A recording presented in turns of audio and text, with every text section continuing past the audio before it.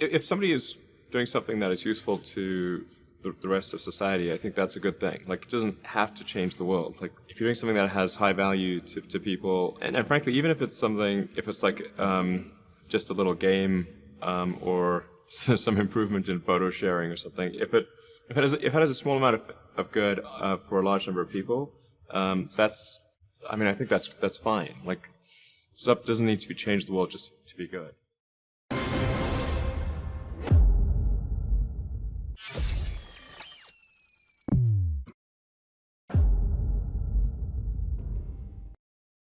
My advice, if somebody wants to start a company, is they should bear in mind that the most likely outcome is that it's not going to work. And they should reconcile themselves to that strong possibility. And they should only do it if they feel that they're really compelled to do it. The way starting a company works is, like, usually in the beginning, the very beginning is kind of fun, and then it's really hellish for a number of years. There's a friend of mine who's a successful entrepreneur, started actually his career around the same time as I did, and he has a good phrase. His name's Willie. He said, "Yeah, starting a company is like eating glass and staring into the abyss. And if you don't eat the glass, you're not going to be successful." You know, a lot of life in general, in any job, there's like, you have to do your chores. You know, there's...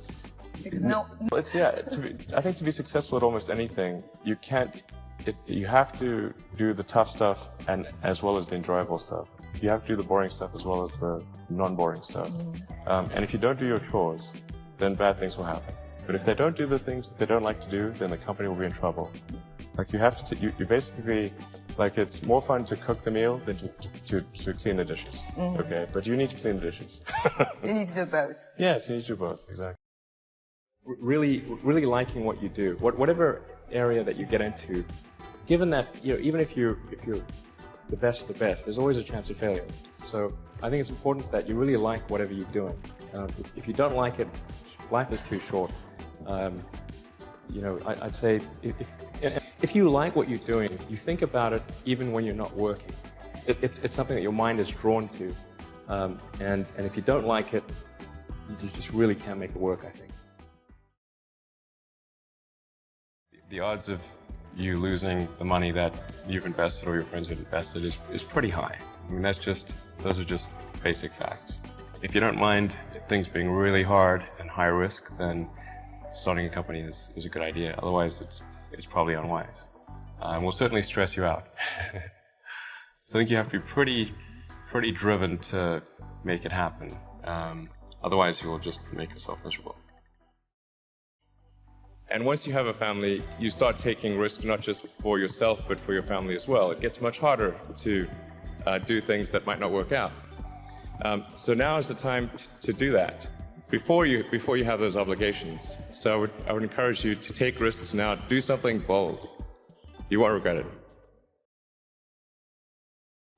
When you're building something new, there's going to be mistakes.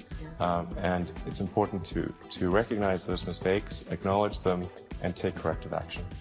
And the success of a company is very much more about how quick are you to fix the mistakes, not will you make mistakes. Or admit the mistakes. And if you see the difference between a startup that is successful and one that is not, and it's because the successful one, they both made mistakes, but the successful one recognized the mistakes, fixed them very quickly, and the unsuccessful one tries to deny that the mistakes exist. Yeah, I mean, it's not like I like failure. I mean, who likes failure? It's terrible. But if you only do things that are certain to succeed, then you're only going to be doing very obvious things. I mean, I think there's like some entropic basis for this. Like, there are many more ways to fail than to succeed. So you have to explore. I mean, particularly like for a rocket, there's like 1,000 ways a thing can fail, and like one way it can work. So you could have a lot of rocket failures to explore all the ways in which you could fail. So failure is not a big stigma. So it's like if you try hard and it doesn't work out, that's okay. Like, you can learn from that and do another company, and it's not a big deal.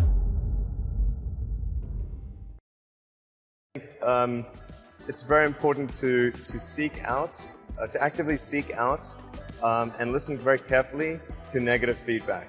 And this is something that people tend to avoid because it's painful. Yeah. But I think this is a very common mistake, is to not actively seek out and listen to negative feedback. A well thought out critique of whatever you're doing is as valuable as gold. And you should seek that from everyone you can, but particularly your friends. Usually your friends know what's wrong, but they don't want to tell you because they don't want to hurt you. So they'll say, oh, I want to encourage my friend, so I'm not going to tell him what I think is wrong with this product. Yeah. It doesn't mean your friends are right, but very often they are right. And you at least want to listen very carefully to what they say.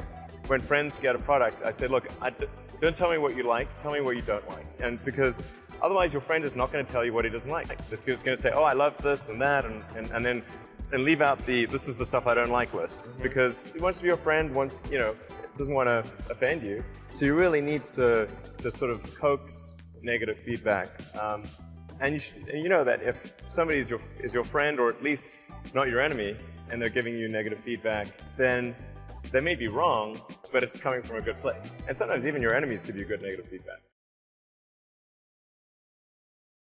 If you're creating a company or if you're joining a company, the most important thing is to attract great people. So either join a group that's amazing, that you really respect, or if you're building a company, you've got to gather great people. I mean, all a company is a group of people that have gathered together to create a product or service.